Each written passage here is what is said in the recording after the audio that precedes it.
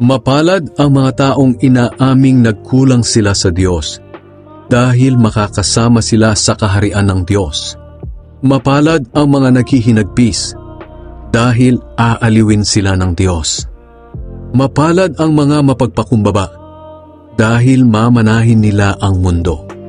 Mapalad ang mga taong ang hangad ay matupad ang kalooban ng Diyos, dahil tutulungan sila ng Diyos na matupad iyon.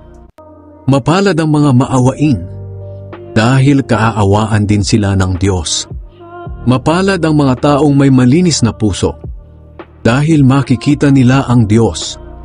Mapalad ang mga taong nagtataguyod ng kapayapaan, dahil tatawagin silang mga anak ng Diyos. Mapalad ang mga dumaranas ng pag-uusig dahil sa pagsunod nila sa kalooban ng Diyos, dahil makakasama sila sa kaharian ng Diyos.